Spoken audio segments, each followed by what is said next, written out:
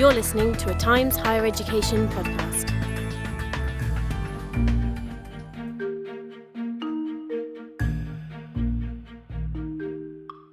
Hello and welcome to the first campus podcast of 2025. I'm Eliza Compton, the Deputy Editor of Campus, which is Times Higher Education's platform for sharing best practice in all aspects of global higher education. For today's episode, I had the honour and pleasure of talking to British social artist, fashion designer and researcher Helen Storey. We recorded this interview last year to mark the donation of Helen's 30-year creative archive of about 2,000 pieces, both physical and digital, to the London College of Fashion UAL, which is where Helen is a Professor of Fashion and Science. We did the interview in person at the University of the Arts London, so you will hear a bit of background noise as we speak. Helen's career has been truly stellar and one that has taken her from runways to refugee camps. And it has always been one of challenging boundaries between disciplines, of what fashion is and what it can be, and how art can be a conduit for people to connect with overwhelming issues such as climate change and global displacement. After graduating with a degree in fashion from Kingston Polytechnic in 1981, Helen worked with houses such as Valentino before launching her own line with Caroline Coates in 1983. In 1991, she was named the most innovative designer and nominated for Designer of the Year by the British Fashion Council. And then, after winding up her commercial label, she and Coates established the Helen Storey Foundation to promote innovation and creativity, and she was awarded an MBE for services to arts in 2009. Her work, often in collaboration with scientists such as polymer chemist Tony Ryan and her sister Kate, who is a developmental biologist, has used fashion to explore topics such as early human life and plastics pollution. One of her best-known pieces, the remarkable Dress for Our Time, turns a decommissioned refugee tent into a haunting hooded gown. It was first displayed at St Pancras train station in London to mark the gateway to COP21 in Paris, but it has also been seen on stage at Glastonbury and on film.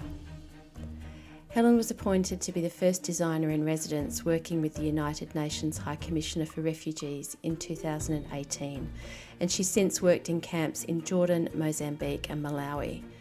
I was fascinated to hear Helen speak about the genesis and challenges of this work, as well as where her ideas come from and how her collaborations have come about, as well as what she hopes the archive will bring to current and future students.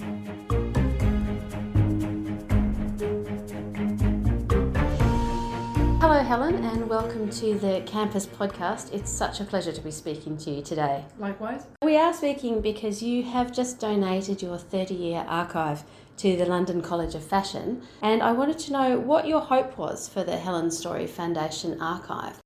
I think once you get to a certain stage in your career, you are looking for ways to be able to pass on something or leave something behind.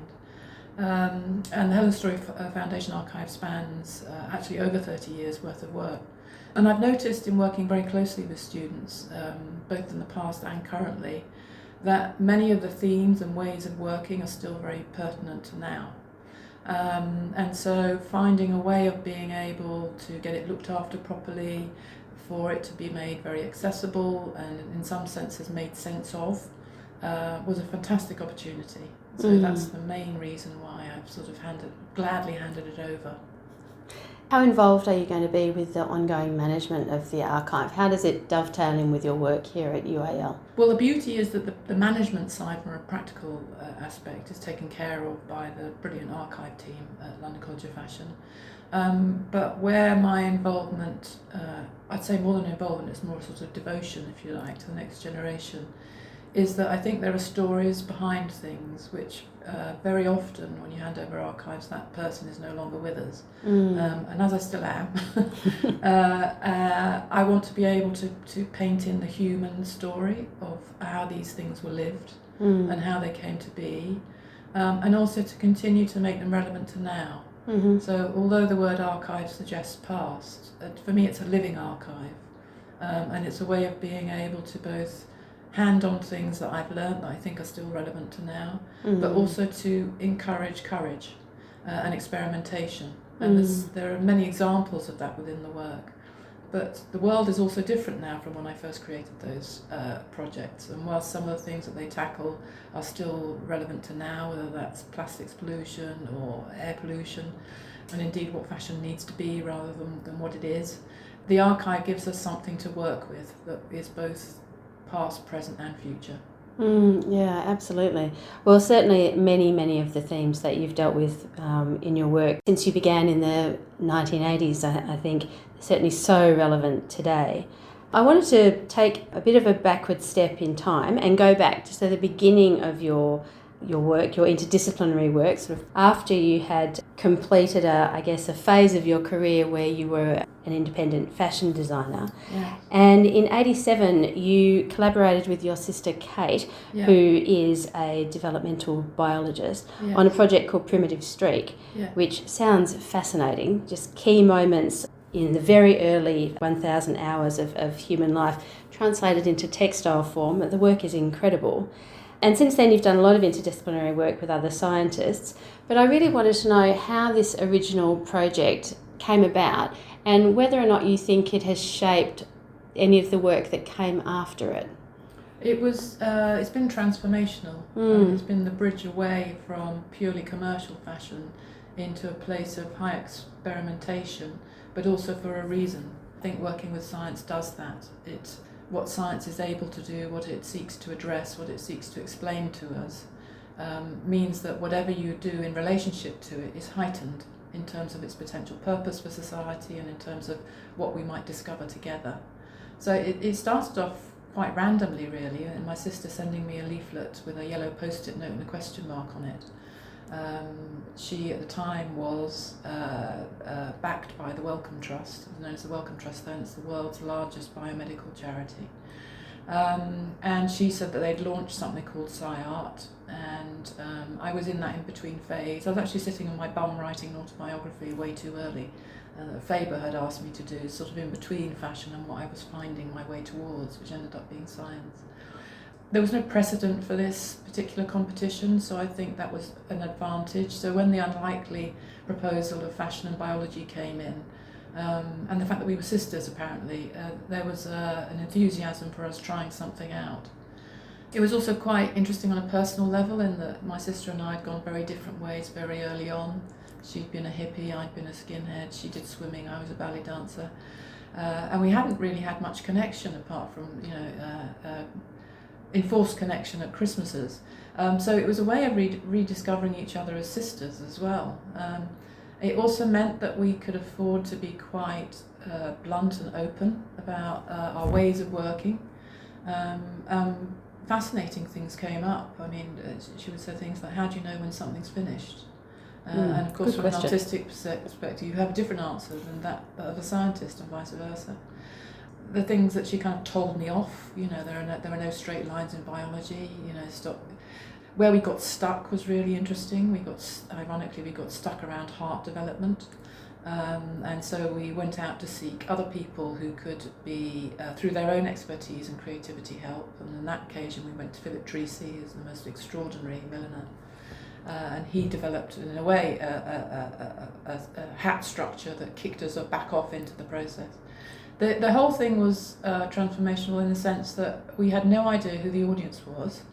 We had fashion people saying, well, you can't buy it and it's not going to be on a catwalk, so what is it?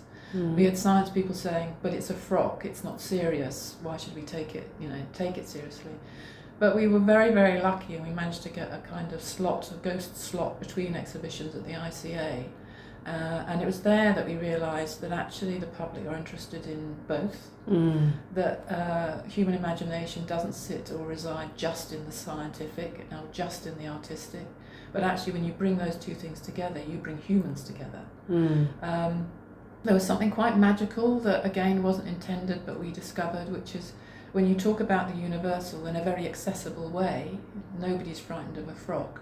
You can smuggle in and you can engage people in areas that they would normally not think themselves qualified to engage with. And in later life that's become really useful around things like climate change or anything else that on the face of it seems either overwhelming or makes a person feel defensive about how they're going to engage with that subject matter. It really does get into that necessity of knitting things together, doesn't it? When I was doing some research before the interview, I wondered about the role of the tactile, that fashion is both a verb and a noun, but as a verb it means to shape and to form things. And I wondered whether there was an element of making something visible in a different way that actually feeds into this work as well, that maybe makes it more accessible, or helps either you or the scientist to think about the subject in a different way. Yeah, I think about tactility at both from when I first discovered it, if you like, in my childhood, and I think about it differently now. So when I first realised the power of touch, if you like, the power of tactility, which is probably one of the things that drew me to fashion in the first place, I was playing hide and seek with my siblings in our dark North London flat, and I was locked myself in a cupboard, and they hadn't told me, but they'd quit the game, and I was stuck in this cupboard for a very long time, and I can remember in the dark feeling my way and discovering my mother's wedding dress, and it really stayed with me. This is just this very personal experience of discovering touch and trying to fathom what it was made out of and all the different layers of it. So tactility, if you like, my relationship tactility comes from my early days. And then when I think about tactility now, I think about kind of the evolution of creative thinking and the capacity for us to think. If we could only treat it in terms of thinking of the other with the same certainty that touch gives us. I'm thinking about the things in the world that are currently very disconnected. That if we could be sure about our feelings about our opposites, and whether that's working in opposites or whether that's peoples that don't get on with each other. There's that certainty of touch, if it could only be applied to how we think of others. That's what I mean by it's got an evolution within me in terms of what I think the power of tactility is. When you can hold something in your hand, yes. it becomes real. Yes. In a way that sometimes... It's part of how we know we're here. I mean, it's very fundamental. And sometimes if you're dealing with these very large ideas like climate change, they do feel too big. Yes. And if you can have a part of an object that brings that home, yes. It seems to me to be a very valuable thing. I wanted to talk to you also a bit about your work with Tony Ryan. Tony Ryan is a polymer scientist and sustainability expert at the University of Sheffield, and your work is focused on the environmental impact of materials like plastics and textiles, and I wondered how fashion fits into that working relationship. Textiles are chemistry, yes. So that part seems like a more obvious link, but I wondered if you could talk a bit about how your work with him enriches you and how you feed into each other's work. As ever, it starts with the personal and intuition, in a sense. I first heard Tony on Radio 4, and he sounded sort of a mixture of sort of a stand-up comic and a geek, but certainly someone who was extremely approachable. And so I got his number off the BBC. At the time, I'd been doing some work for Unilever, which was kind of looking into the future at problems that might be coming their way. And they were working with artists very quietly to look at different solutions that they could consider before the trouble hit. Plastics and packaging was one of those areas. So I called Tony up, and if I hadn't mentioned the word Unilever, I think he probably would have put the phone down, because what I was proposing was my own misunderstanding of quantum mechanics. The thing I had understood was that two particles could have a relationship across a universe, so why couldn't a bottle have a relationship with its contents? But I've learned that actually starting with the preposterous is the best place to be in collaboration. Mm-hmm. So he didn't put the phone down. He said, what you're saying on the face of it sounds quite ridiculous, but it's a really interesting question, come and see me. That was sort of 15 years ago. So I walked into his office and we started this conversation. And what I could tell in spending time with him was, and it's not common in most scientists actually, there was a real hunger to be able to broaden out how science could be spoken of and connected to. And it's, broadly been called science communication ever since. But it made me realise that he knows things I will never know. He will go to places in his mind I can never follow him. But likewise, there's something in the intuition that the arts brings that he was very attracted to. And we realised it's a bit like if he was red, I was blue, we could make purple on this. And that actually that's what the world was asking for. It was asking for the combination and the innovation that lies within disciplines, not singular disciplines. And that what we could come up with would probably be more than either of us could on our own. And we've been doing that ever since, really. So, Tony, to give us a bit of an idea about the sort of work that you do with Tony for listeners who might not be familiar with it. So the first project was called Wonderland, and it did come out of the idea of, could a bottle have consciousness? Could it know when it was empty and get rid of itself? Prompted or inspired, if you like, by the work that Unilever had asked me to look at. And so we started the first exploration, the first doorway into that was to look at the materials that have a sense of, I guess a non-scientist would say, behaviour. And we found a polymer that we could make a bottle out of, that when the contents was gone, you could put it under a hot tap and it would resort into a gel. And that gel, if you put in seeds, could act as an alternative substrate for soil or earth. So you get rid of your pollution problem and you get something that can deliver new life. We then realised that actually very few people are going to be interested in a gloopy bottle disappearing. So I said, what if we could make fashion disappear? And then that sort of opened it up and made the reason for us to collaborate really kind of sing, if you like. So I made 27 dresses that could disappear. We chose to go to sort of various palaces of consumerism. So we started off in Meadowhall Shopping Centre, outside M&S. And we dissolved 12 dresses slowly over a month in a very public place where you wouldn't expect to see art, which was also part of it. I do think surprise is one of the things that is going to shift us, all of us, into the directions we need to be. And I think it surprised people that we were destroying something beautiful in front of them. And also we discovered there a theme that's kind of continued till today, which is the questions from children that you can't answer, that take you to the most interesting places. So the young people would say, why are you destroying something that's so beautiful? And then you could have this fantastic conversation with, that is exactly what we're doing. We're destroying the earth. We've fallen out of connection with it. We've forgotten our connection to nature. We somehow think we're superior to it and we can do a deal. We can't. And so in later projects, again, it was the questions of children that took me to the gateway of a refugee camp. But the second project was called Catalytic Clothing. And in a way, it was ambitious and inspired by I didn't say we developed courage in the first one, but we realised that there are alternative ways of being able to capture public imagination around things. And as Tony will always say, there's a technical solution for everything. But if we're not going to use it, or human behaviour won't adopt it, there's no point even having the thought. So that's where the magic, if you like, of what the arts and fashion can do in terms of personalising something. It is instantly about you. And then what is possible in the world of science, when you put those two things together, you get magic. Yeah, it's really quite incredible. It seems to me that when you're talking about interdisciplinarity, there is this sense of gaps between silos. Is there anything in that making those bridges? I guess I'm trying to ask you sort of what is the value of ignorance, naivete, lack of knowledge, and how difficult are these to bridge when we're talking about working across disciplines? It comes back to the personal again, in the sense that these things need to be heartfelt and spirit felt, without wanting to sound too woo-woo. Anything that can get you in a way to be both informed by your expertise but to be able to step out of it. And sometimes it's the collision of opposites that will do that. And provided you kind of get out of bed in the morning for the same reasons, it doesn't matter how distant you are in terms of your disciplinary expertise. In fact, the further apart, probably the better.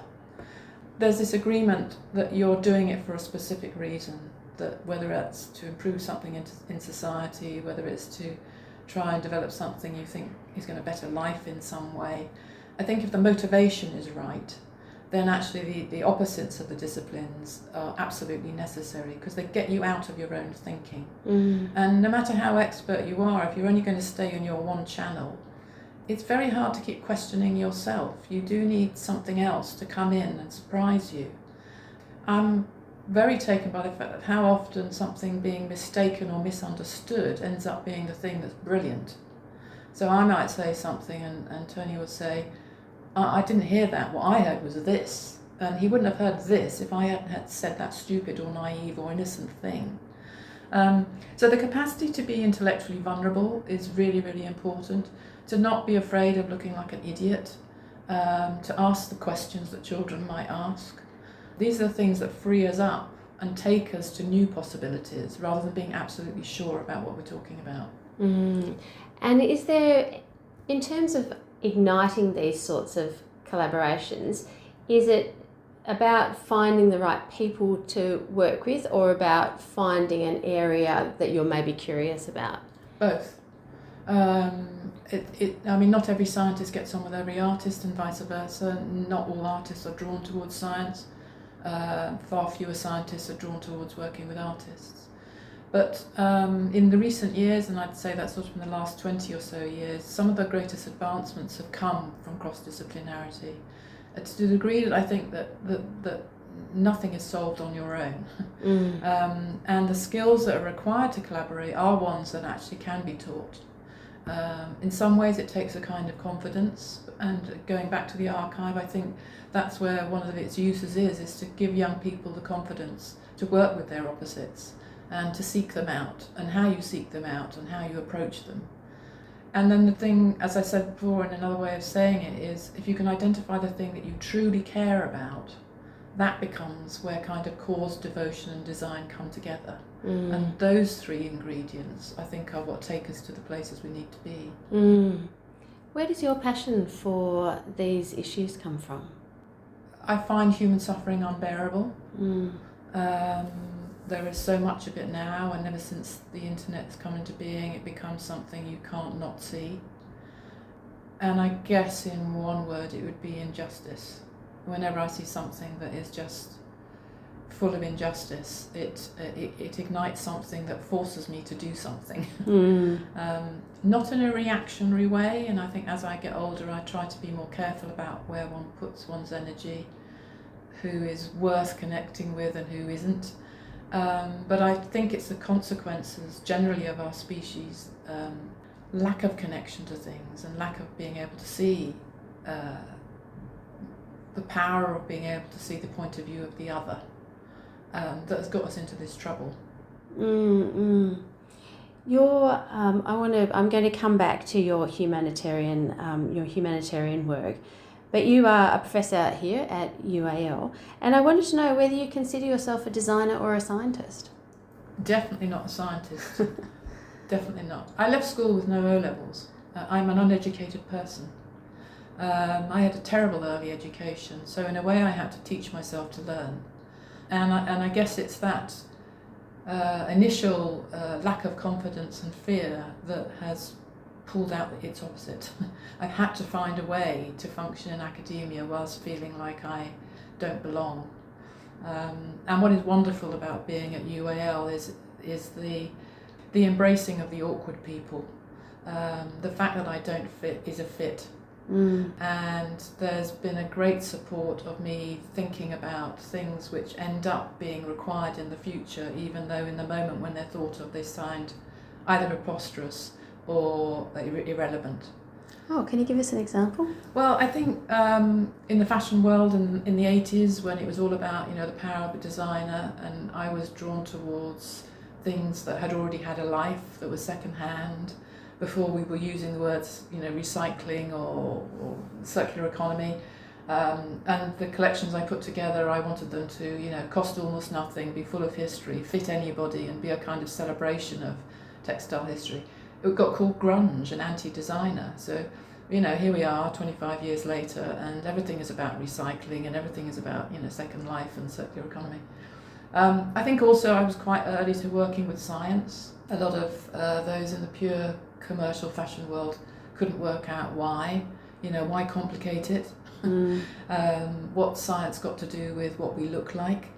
And so there have been sort of 3 or 4 times in my career where I feel like I've been drawn towards something that didn't yet have a place, but that intuitively felt like where the future was coming from. It's a kind of beckoning sort of feel. And I have it again now. And usually in those times it's quite hard to articulate or find the words for it. But again, I'm having now, what's a fashion designer doing in a refugee camp? So that same kind of, I think to encapsulate it, what I'm trying to do is to stretch what fashion can deliver and to stretch what fashion means. It's almost asking for a new word that we don't have at the moment and we don't let go of because it's an industry that generates so much money and so much employment. But there is some form of our evolution that's being asked of us at the moment, and clothing is a part of that. When you come to these uncomfortable places where it feels like you're alone in a space and perhaps even being questioned about what you're doing, how do you keep going forward? Feeling awkward is familiar to me, ironically, and I think that does stem from a terrible early education. So I built a sort of tolerance for it. I wouldn't call it resilience because it doesn't not hurt, or it doesn't. It carries certain things with it which make one feel lonely, and I think that's also therefore why I often seek out the other people, sort of kindred spirits, and try and find those kindred spirits in different disciplines, not necessarily just my own. That's a really good argument for interdisciplinarity, reaching out beyond the silos, to find the like-minded souls that are out there. I do want to pick up on your humanitarian work, which does form part of the archive. How did you initially come to be involved with the UNHCR? I'd started after a while, and I think mainly off the projects that I did with Tony, Wonderland and Catalytic Clothing, to develop a bit of a reputation for coming up with a frock that meant a lot more than itself.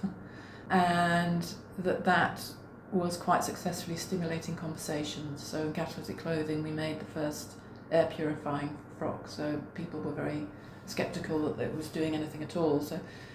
And you made air purifying jeans, I think I saw pictures of, which was purifying the air as it kind of blew through the fabric. Is that how it worked? Should we go back to Catalytic Clothing? Let's go back to Catalytic Clothing briefly. Sorry.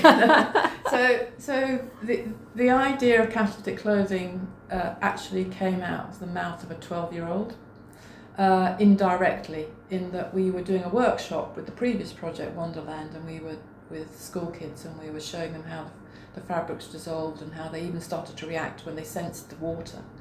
And the 12-year-old piped up with no kind of embarrassment or worry or anxiety and said, "I don't understand why scientists don't just make better use of what we already have." And I could see Tony, like it hit him, between the eyes. And he disappeared off to a very boring Royal Society of Chemistry meeting, and in his lunch hour he started sketching something, and he said, "That 12-year-old has made me think about pollution and air pollution, and I think there's a way of doing it using the surface of us, meaning using what already exists." So we then started looking at how we could find a way to radicalise clothes we already owned, rather than having to buy special designer somethings, and realised that if we could put a catalyst inside a laundry product, we could wash that catalytic activity, if you like, onto the surface of us and purify the air as we walked. Wow. It wasn't yet another idea too early for its time, so there were 3 reasons why it never made to market. One is you technically only need a little bit of it, and no commercial entity is interested in selling you something once. So you wash it on and it's there forever type thing. The impact of it was that as you move, you pass your purified air to the person behind you. So someone else benefits 15 seconds before you do. And the company that we were talking about, a big global company who were thinking about putting this into all their laundry products, said, "We have a problem with marketing altruism. People won't buy something if somebody else benefits from it, even 15 seconds before they do." Ironically, all these reasons, I think post-COVID would have been different. I mean, during COVID it taught us, I will do something for you if you do something for me, and it's called wearing a mask. So I think altruism and what we're prepared to do for each other has changed during COVID. But going back to the question that we started talking about, Yes. clothing was, remind me. I wanted to ask you how you became involved with the UNHCR, Yes. and you mentioned Tony again, so It was a child. sorry for derailing the answer. Yes. So I had started, I was sort of science hopping a bit in that Tony is part of material chemistry, polymer science was his. But Sheffield University, from where he comes, is brilliant in most of the science. And one of the groups that I hadn't started talking to were climate scientists. But they found me. So we were visited by a group of climate scientists from the Met Office here. And back then in 2012, they said, we're looking forwards towards the next COP, which then was 2015. COP21, and they've said, the speed at which the public need to begin to understand this climate science, we're really struggling. But we've decided that if we could work with, say, the fashion industries and the music industries, where the fan base or the personal interest is already there in droves, maybe we can actually start to inform the public in a way that's more accessible. So would I make a dress that would have a way of starting a conversation about climate science? I was on my way to see my textile designer to make this dress, and I was sitting alone in an airport, ironically, thinking about CO2 emissions, in a departures lounge, and all I could see on the televisions around me were refugees walking from Syria to Jordan in the night with carrier bags on their children. And where they were landing up was these tents, these UNHCR tents. And it was just one of those kind of moments. It's like, I don't need to make anything new. I need a cloth with humanity already in it. And there it was. And every now and again I send what I call a pigs can fly email, which is you write to, a god of some kind, and if they write back, that's amazing. It usually ends up taking. So I wrote a pigs can fly email to the head of the UN comms department in the departures lounge, saying, I've just had this idea, this is the basis of it, would you be able to get me a tent? And before I'd landed, as soon as I got the other side, it was only an hour's flight, I had a reply from the head of comms of UN saying, this sounds slightly nuts, but I like the sound of it, I'm going to get you a tent. So long story short, or short story long, the tent arrived, I made a dress out of it, we showed it at the gateway to the Paris summit, which was Eurostar in St Pancras. And once again, it was the questions from children that I could not answer that I then took to the UN, and they said, if you want answers, you need to go to the camp where this tent came from. Mm-hmm. And that was Zaatari. And that's where I then spent the next 7 years. And what were you doing there? To begin with, tell us about listening. your work there. Mm-hmm. The worst thing you can do, or the worst thing you can take to the refugee camp, is any of your own great ideas. So I learnt pretty quickly that I needed to almost mentally start again. It was the first time I'd come to understand what it means. Well, no, I'll never understand what it means to flee for your life, but come to understand what the consequences feel like, smell like, and look like. And Zaatari was and is a remarkable camp in many ways. There are over 500 camps around the world, but Zaatari, it was 100% Syrian, but has implications in the sense that everybody's experience for arriving there is the same. Where I work in Africa, there are often 5 different countries represented in terms of refugee population. And yeah, I decided that I just needed to do a really deep listening exercise. I also had to begin to fathom the different levels of truths there are in a refugee camp, the power dynamics, the who's dependent on who, the multiple levels of fronts that refugees have to create and faces that they have to create. So they'll have a face for the UNHCR, they'll have a face for the likes of me, they'll have a face for government officials that turn up, our British MPs when they go over there. They have very quickly to play a game in order to be able to survive in a camp. I became very struck by the young, those that are born in camp, believe the camp is the world, have no access back to what home means to their parents or their grandparents, and the uniqueness of these children, both in terms of what they are deprived of as well as what they're capable of. And I just realised very quickly this place is a massive teacher. I thought, I can't listen forever, we're going to have to do something, but all the projects we've done we did there, and some are still there and are self-sustaining, which is the best thing that could possibly be. To make yourself redundant is ideal in terms of working in refugee camps. We co-created everything, so everything was based on needs or wishes. It culminated in, which was the big kind of change, I think as monumental a change for me personally as that first step working with my sister, moving out of commercial fashion and into the world of science, was that the UN said, this is working. We didn't really know what you were going to bring when you first came, but this is working. There's another reason why it's working I can tell you about. So we'd like to create a role for you. So they created a UNHCR design in residence role, which I could then take back to the university and say, here's an odd one. Would you give me a year to go and spend there virtually full time? We had a marvellous head of college then called Frances Corner, and she put me on a very long bungee rope and said, yeah, you can still be on our payroll, as it were, experience it and bring back what you learn. And I've been bringing back what I've learned ever since, and it goes into the curriculum and it goes into my research projects. I actually learned to ban the word research. It's very deeply inappropriate in a refugee context. Goes back to injustice and equality, and the last thing refugees want is to be studied, thank you very much, or be questioned. They're probably the most questioned population on the earth, the most Q-forming, the most questioned.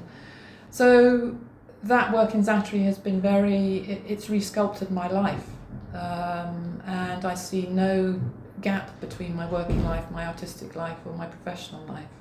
It's been so affecting and so altering, and now takes me to Africa, where again I thought what I'd learnt in Zatari would be useful, but what I'm experiencing in Africa has blown me apart. I can't imagine, actually. So tell us what you're doing in Africa. I feel like too this kind of loops back into some of the themes that you had mentioned before, which is the power of asking questions that you don't know the answers to, and allowing yourself to ask silly questions, which in a completely alien environment would be the things that come up, I imagine. It's in long-term displacement, it's a very dangerous place to ask silly questions. Right. There's so much at stake. Right. I'm experiencing almost like the reverse situation in terms of I'm a white middle-class Western woman academic in Malawi in a camp of 56,000 people of colour who have been stuck there for 25 years, who are at the mercy of fluctuating government policy. Most recently they've been militarily enforced back into a camp that was built for 12,000 and there's now 56,000. They are constantly subject to every single frontline pressure that a human being could possibly bear, from not having enough to eat, to disease, to the ping-ponging around resettlement. The thing that's gotten into my skin most deeply is gender-based violence. Being right up close to that. Ironically, WhatsApp is probably the main platform that doesn't fall down no matter what the situation is in terms of data or internet. But being involved in WhatsApp groups in between trips, and on the one hand as a way to stay connected to authentic relationships, which are absolutely required for this. This isn't a hit and run job, this is a commitment to people. But at the same time, you see things in those WhatsApp groups that are unbearable. And on the one hand, it motivates you to keep doing it, but on the other hand, it also makes you wonder if anything you do will ever make any difference.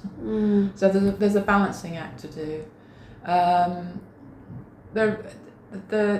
When I look at our ethics forms, our risk assessments, the way we insure against things as an institution, and indeed it will be exactly the same in any other university, I realise how out of date they are to deal with decolonial work or work that seeks to decolonise.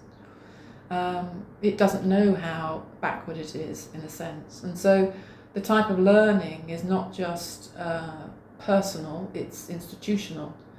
And what I'm finding on the plus side, however, and this speaks to both staff and presentations that I give to fellow, to colleagues and fellow research or knowledge exchange colleagues and students, is that very often when I find after I've spoken about this work, I see the gap in everybody else's lives, which is everybody is looking for something meaningful right now. What's happening in the world makes us all feel impotent, and it overwhelms all of us. And I think we're all looking for a way of being able to make some sort of contribution through the gift or skill that we've been given ourselves. And this type of humanitarian work gives you that opportunity. But it takes a kind of fortitude to do it. So I'm learning a lot about fortitude, not resilience, but fortitude. How do you not get overwhelmed? You do get overwhelmed. That's the whole point. I'm learning a lot about self-care. I'm learning that I still don't know where my edge is. My tendency is to just keep going beyond it. That's my natural tendency. Not for the sake of it, but because one of the things I've learned in cross-collaboration is the more you're willing to go beyond where you think your edge is, that's where advancement is. And that's where the betterment of things lies. So it's a constant balancing act between taking myself too far and pulling myself back to be healthy enough to make something of this. How do you cope with moving between the two worlds? Like, how do you cope with coming back to London after you've been, say, in Malawi? Badly. There's in Zaatari, I always used to think that it was somewhere over Greece on the flight back, where I could see my mind was almost as if it were a separate thing from me, trying to bring some things together. And I've always found, it sounds very odd, the mundanity of doing my expenses, with all the questions that always triggers from that department, is the beginning of me re-landing. I also lie. I also say, everyone's going to know now, I also say I am back a week later than I actually am, because I need a DPhys week. Sometimes it's just sleep, but other times it's letting experiences that have happened find a place in me that I can continue to process them. It's also reflection time and kind of inner reporting, if you like. In Africa, the equivalent is going over Egypt. So when the plane starts to go over Egypt, I notice, it's not that I'm looking for Egypt or I'm looking for Greece, but these seem to be the countries that mark a beginning of a transition from where I've just come to where I know I'm going to land. I also find spending time with my son, who will forever remain himself, has a very grounding effect on me. So, there are things that are both personal and professional, I guess, that start that attempt to integrate what you've experienced with what you return to, which is deeply familiar. I find travel discombobulating, as it is, and yes. I'm going from Western country to Western country. I wanted to end with a question about the archive that perhaps we'll loop back into what we've been talking about, although I'm not going to anticipate where, and ask you, what is the most important piece in the archive for you? It's not a piece, it's a way of working. And that's why, in a way, I'm glad I'm still here to be able to talk about the importance of mess and vulnerability and mistakes. In each, I could point to maybe 5 or 6 different pieces that kind of marks moments in a heightened sense of all those things. But it's definitely a way of working, not a single piece. Well, thank you so much for your time this morning, Helen, and for your insights and a bit of an insight into your incredible career. So thank you, it's been such a pleasure. Thank you for your questions. Thank you so much for listening.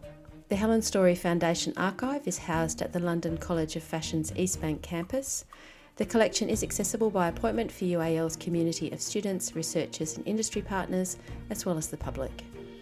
If you enjoyed this episode, please like and subscribe. And for more advice, insight, opinions and tips for best practice in global higher education, please visit timeshighereducation.com/campus.